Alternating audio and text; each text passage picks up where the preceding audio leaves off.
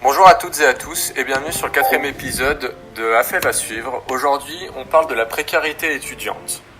Pour commencer, le 9 novembre 2019, un étudiant de 22 ans, originaire de Saint-Étienne, a été grièvement brûlé à Lyon après s'être immolé en pleine rue. Les fédérations syndicales étudiantes SUD, Éducation et Solidaire ont dénoncé le samedi la précarité de la vie des étudiants. Cette terrible nouvelle nous pousse à parler d'un des problèmes majeurs des étudiants, la précarité étudiante. La précarité tue, rappelle des centaines d'étudiants à travers la France et sur les réseaux sociaux. Donc avec nous pour parler du sujet de la précarité étudiante, on a deux invités, on les laisse se présenter. Bonjour, moi c'est Laetitia, j'ai 21 ans et je suis étudiante en 3e année à Strasbourg, à la fac de droit. Bonjour, alors moi c'est Marine, j'ai 22 ans, je suis donc vice-présidente universitaire à l'université de Strasbourg et également étudiante en 3e année de médecine et en master 1 à Sciences Po. On va commencer par notre premier thème, la vie étudiante entre travail et études. Près de 20% des étudiants français vivent sous le seuil de pauvreté, selon leurs activités en 2012. Le taux de pauvreté correspond à la proportion de personnes vivant avec moins de 60% du revenu médian, soit 987 € par mois. Vous, qu'est-ce que vous en pensez de ce pourcentage ? Je pense que c'est quelque chose d'actuel parce que moi-même, je suis en dessous du seuil de pauvreté puisque je vis avec moins de 300 € par mois en tant qu'étudiante. Donc, j'ai déjà essayé de regarder pour travailler en même temps. Et pour moi, c'est pas possible de concilier à la fois travail et études sans louper en même temps ses études en fait.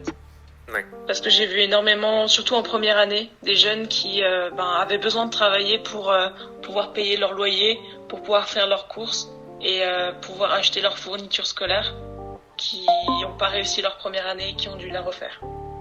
En fait, tu dis que c'est s'ajouter du travail pour au final diminuer ses chances de réussite, quoi. C'est ça, parce qu'en fait, on a besoin, à la fac, on nous dit plus ce qu'il faut faire, on n'a plus vraiment de contrôle continu. Donc en fait, c'est un travail qu'on doit faire nous-mêmes en autonomie.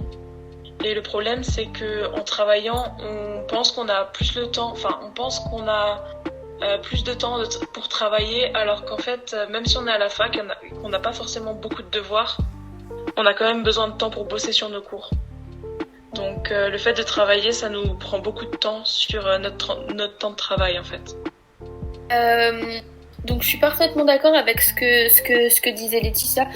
Je la rejoins vraiment là-dessus puisqu'on voit en tout cas à l'université de Strasbourg qu'il y a un nombre non négligeable d'étudiants qui viennent pour exprimer leurs difficultés à ce niveau-là et notamment à assurer un travail à côté puisqu'ils n'ont pas forcément le choix. Il y a à l'heure actuelle presque 50% des étudiants de l'université de Strasbourg qui effectuent un job à côté.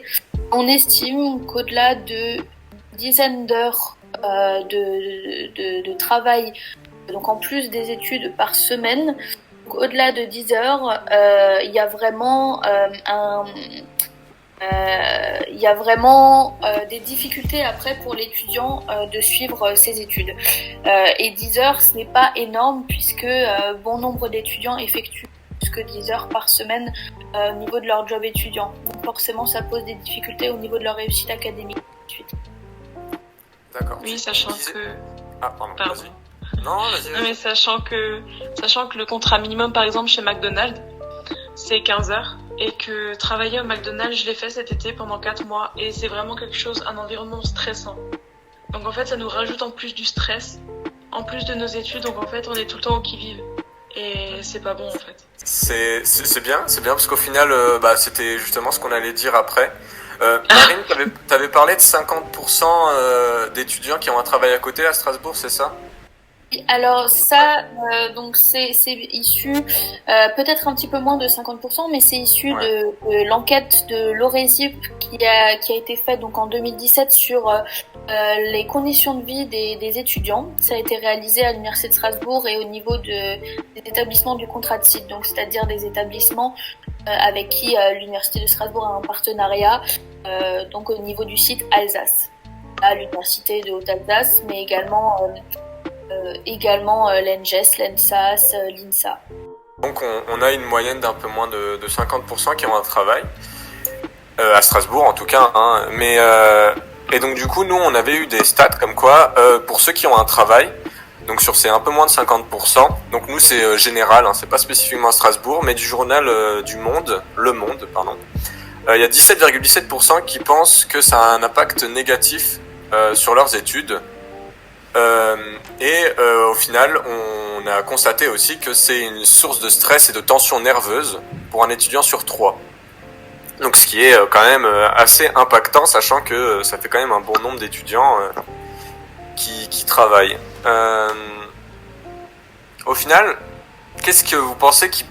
Enfin, du coup, on en a un peu parlé avant, mais qu'est-ce qui pousse un étudiant à avoir un travail ? Est-ce que c'est vraiment une nécessité ? Et de quoi ça va dépendre ? Je pense que ça va dépendre déjà du loyer qu'il aura choisi ou qu'il n'aura pas le choix en fait de prendre et de ses revenus. Parce que je sais que beaucoup d'étudiants déjà ne peuvent pas avoir de bourse parce qu'ils dépassent les plafonds même s'ils sont quand même assez hauts. Mais je sais que c'est difficile de trouver des logements à Strasbourg parce que les Crous ont beau avoir des tarifs attirants, ça reste quand même assez difficile de vivre à l'intérieur. Ça fait 3 ans que je suis dans un Crous et dans une chambre de 9 mètres carrés. Et je peux vous dire que c'est pas de tout repos en ayant les sanitaires et la cuisine en commun. Mais même Strasbourg a quand même des loyers assez élevés pour des étudiants. Ouais, donc en fait c'est un peu au final choisir entre avoir du stress avec le travail mais avoir un loyer peut-être un peu mieux, ou vraiment avoir un loyer, enfin selon les gens, hein, des fois c'est vraiment ils sont obligés d'avoir un travail, mais ou avoir vraiment un logement vraiment désagréable et du coup qui rajoute du stress, mais du coup ne pas, enfin avoir potentiellement moins besoin d'un travail sur le côté, et donc dans tous les cas en fait il y aura une sorte de source de stress en fait au final, qu'on le veuille ou non quand on est étudiant, en Oui, dehors en fait, évidemment des études. Et on peut voir aussi que ça découle sur une baisse de la pouvoir d'achat des étudiants. Une partie plus importante ne peut plus subvenir à leurs besoins vitaux. Ça implique que les étudiants trouvent un travail à côté de leurs études, comme on a dit, comme des extras dans le restaurant, du babysitting ou dans les magasins. Ouais, donc ça c'est comme tu parlais avant du McDo par exemple, Ouais, aussi, c'est ça. Qui sont une grosse source de stress au final, et en fait les étudiants sont un peu obligés d'avoir un travail sur le côté rien que pour avoir un logement et pouvoir s'acheter à manger. Pour vivre décemment, quoi. Ouais, c'est ça. c'est ça. Parce que je sais que moi, pour les courses, je suis obligée de regarder. Je peux pas faire mes courses sans regarder les prix. C'est impossible. Sinon, je m'en sors pas. Ah, mais... Et j'ai dû aussi réduire mes allers-retours entre le Bas-Rhin et le Haut-Rhin parce que le train, ça coûte cher. Je prends pas le tram, j'ai pas d'abonnement parce que ça me revient aussi cher par mois. Du coup, je fais tout à pied.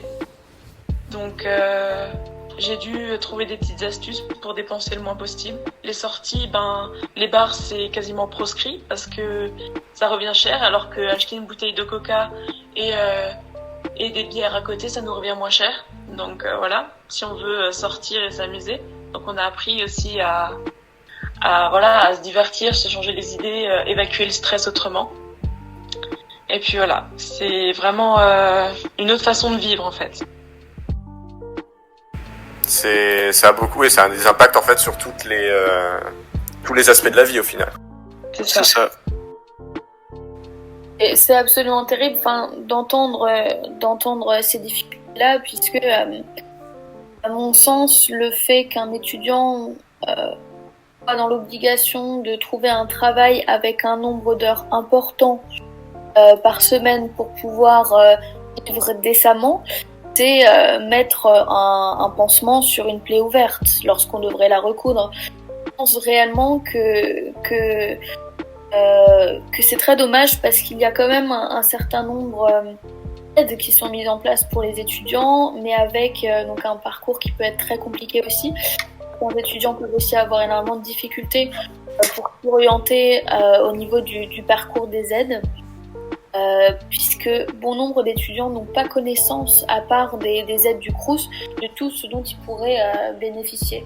Je pense qu'on a réellement déjà une difficulté et un problème au niveau de la communication sur ces aides-là, puisque avec l'ère du numérique, il y a quand même un flot énorme d'informations qui passe, et donc ça peut être effectivement très très orientant pour un étudiant qui essaye de s'y retrouver. Et puis il y a quand même il y a aussi des aides au niveau de la région pour les étudiants en situation de précarité. La fondation de l'université de Strasbourg qui a aussi mis un système de bourse pour des étudiants en sortant du bac qui sont cumulables avec les bourses du Crous. Il y a quand même un certain nombre de choses qui sont mises en place, mais il n'y a pas suffisamment de connaissances à ce niveau-là, et je trouve ça particulièrement dommage. Oui, parce que moi j'aurais bien aimé avoir connaissance de toutes ces aides, parce que comme dit, mis à part le Crous, j'ai pas connaissance de tout ça, quoi. J'ai dû carrément aller voir une assistante sociale du Crous pour savoir qu'il y avait des aides d'urgence. Donc ouais. Oui. On va aborder de toute façon à la fin, vers la fin du podcast, justement, quelles sont les solutions que nous on a trouvées. Alors, ce sera pas toutes les solutions évidemment, mais en tout cas les aides, c'est pas forcément des solutions. Et voilà. Et je pense pour finir cette partie, on peut parler des conséquences directes que ça a. C'est des lourdes conséquences sur le réussite scolaire. Parmi ces étudiants travailleurs, 54% d'entre eux estiment que leur emploi est indispensable pour vivre. Et plus le fait de travailler devient une nécessité, plus les étudiants sacrifient leurs chances de réussite, comme on parlait un peu plus tôt.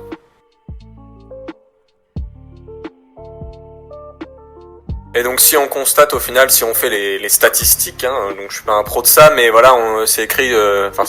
On a dit que 54% d'entre eux estiment que c'est indispensable, et donc au final ça fait quand même 25%, vu qu'il y avait un 50% qui travaillent, 25% des étudiants qui sont obligés de travailler pour vivre, et donc forcément qui s'ajoutent du stress et des tensions qui ne devraient pas être nécessaires. Et voilà, c'est quand même grave, et c'est pas, je pense, c'est pas normal. Je sais pas ce que on vient de le dire. Je pense que vous êtes d'accord, de toute façon. Alors, ça compte en plus en termes de précarité, c'est vraiment une dimension globale à prendre en compte. Le fait que des difficultés financières entraînent aussi une précarité sur la santé également, puisqu'un étudiant peut avoir des difficultés aussi pour prendre simplement soin de lui et de sa santé, et également du coup psychologiquement, puisque ça crée énormément de troubles et de difficultés, et il y a des situations très anxiogènes pour l'étudiant, et on voit effectivement que les consultations en termes donc médicaux psychologiques des étudiants sont en pleine augmentation. Donc effectivement, on le voit qu'il y a des conséquences sur l'aspect psychologique au niveau des étudiants.